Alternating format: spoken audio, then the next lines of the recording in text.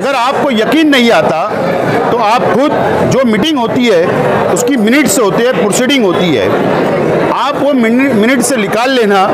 अगर आप नहीं निकाल पाएंगे मैं ला के आपको दे दूंगा, तो उसके अंदर किसने क्या बोला है वो आता है लिखकर, आपको दूध का दूध और पानी का पानी हो जाएगा। आप देख रहे हैं अब तक न्यूज़ चैनल। और पिछले हफ्ते में जो मीटिंग हुई, उस मीटिंग के अंदर शिरकत के बाद ये बात सामने आई कि महाराष्ट्र सरकार की तरफ से 3 मरतबा समिति बनी और तीनों समितियों की रिपोर्ट सरकार को दी जा चुकी, लेकिन सरकार की तरफ से कोई प्रोग्राम इस तरह का सामने आया नहीं। वजह उसकी ये थी कि सरकार के पास देने के लिए फ़ंड नहीं। अभी मीटिंग में जब ये बात आई तो हमने पूछा कि जब 3 मरतबा समिति बनी और रिपोर्ट आई तो सरकार ने अभी तक जो है इन टेक्सटाइल से रिलेटेड मज़दूरों के लिए कोई काम क्यों नहीं किया, यूनियन इनके लिए कोई योजना क्यों नहीं बनाई गई। तो उन्होंने जवाब ये दिया कि सरकार के पास फ़ंड की कमी थी।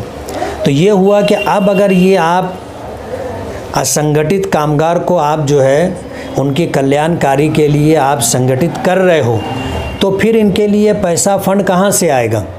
तो उस मीटिंग के अंदर बाहमी मशवरे के बाद ये तय हुआ कि सरकार कोई फ़ंड नहीं देगी।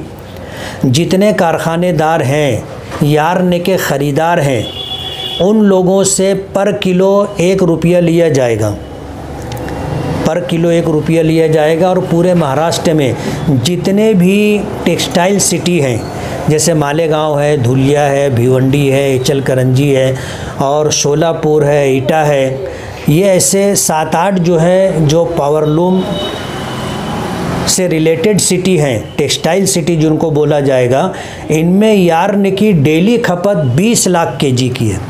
यानी सरकार को डेली 20 लाख रुपया वसूल होगा और साल भर के अंदर करीब 1000 करोड़ रुपए के करीब सरकार के ख़जाने में आएगा। और वही पैसा जो है फिर पावरलूम मज़दूरों के पेंशन के लिए, उनके बच्चों की तालीम के लिए, बीमार होते हैं तो उनके इलाज व मुआवजे के लिए, और अगर हादसाती मौत होती है तो उसके लिए जो बीमा स्कीम वगैरह होगी वो सारी चीज़ें यहाँ पर लागू करेंगे। शहर में इस तरीके की बात दस्त कर रही है कि आप इस शहर से प्रतिनिधि के बतौर हैसियत और दाखिल हुए, लेकिन आपने मजदूरों के हक में वहाँ पर कोई भी बात को पेश नहीं किया, क्या वजह थी इसकी? नहीं, वहाँ पर मैंने क्या कहा है, आप अगर प्रोसीडिंग लोगे, मिनट्स की कॉपी आप लोगे तो वहाँ उसमें आपको मिल जाएगा। मीटिंग के अंदर जा कर के खामोश बैठे रहने का कोई माना नहीं है। मैंने मज़दूरों के हित में, मज़दूरों के लिए पेंशन हो, मज़दूरों के बच्चों के लिए तालीम हो, उनके इलाज व मुआवजे हो, और इसी के साथ साथ जो है हादसाती तौर पर बीमारी से रिलेटेड जितनी चीज़ें हैं, ये बातें रख करके मैंने इस प्रोग्राम की 100% तायद की है। ये गलत बात अफवाह के तौर पर शहर में चलाई जाती है और हमेशा अपने शहर का यही तरीक़ाकार रहा है। मालेगांव से 2 पावरलूम तंजीमों के नुमाइंदे भी वहाँ मौजूद थे, एक तो यूसुफ इलियास साहब थे और इसी तरह जो है शब्बीर डेगवाला। ये इस बात के गवाह हैं कि उस मीटिंग के अंदर मैंने क्या बात कही थी। 18 तारीख को जो मीटिंग मंत्रालय में हुई, मैं भी मंत्रालय में मौजूद था और मुझको भी लिंक शेयर की गई थी रात में 11-12 बजे के वक्त। मुंबई कामगार आयुक्तों के डिपार्टमेंट से मुझे भी लिंक शेयर की गई और मुझसे कहा गया था कि आप ज्वाइन हो जाइए, लेकिन मैंने इनकार किया। उसकी वजह ये थी कि मुझे इनविटेशन नहीं था। अगर मुझे कोई पत्र आता ऑफिशियल तो ज़रूर मैं ज्वाइन होता था और मीटिंग में शामिल होता था, लेकिन मुझको दावतनामा नहीं था, इसके लिए मैं नहीं जा पाया।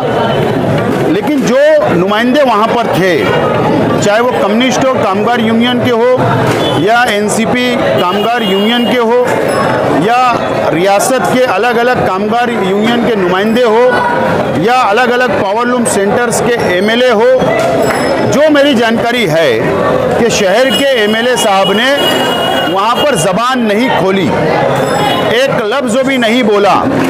और ये जानकारी मेरे पास है, जो नुमाइंदे बाहर निकले, जो मेरी मुलाकात उनसे, उन्होंने मुझको कहा कि एक भी लफ्ज़ उन्होंने नहीं कहा। इसका मतलब शहर में आना, मज़दूरों को खुश करना, बुनकरों को खुश करना, वहाँ जाकर डबल पॉलिसी रखना, ये उनका हमेशा मिजाज रहा है। अगर आपको यकीन नहीं आता तो आप खुद, जो मीटिंग होती है उसकी मिनट से होती है, प्रोसीडिंग होती है, आप वो मिनट से निकाल लेना। अगर आप नहीं निकाल पाएंगे, मैं ला के आपको दे दूंगा, तो उसके अंदर किसने क्या बोला है वो आता है लिखकर, आपको दूध का दूध और पानी का पानी हो जाएगा। दुरुस्त है। मैं तो यही अपील कर सकता हूँ ज़्यादा से ज़्यादा शहर के हमारे उर्दू अखबारात के मालक चालक से, नुमाइंदों से, कि कोई भी अखबारी न्यूज़ हो, शेख आसिफ अगर आपको कोई न्यूज़ देता है तो आप वो तहकीक कर लो कि शेख आसिफ जो न्यूज़ छपवा रहे हैं हमारे अखबार में वो सच्चाई है या नहीं।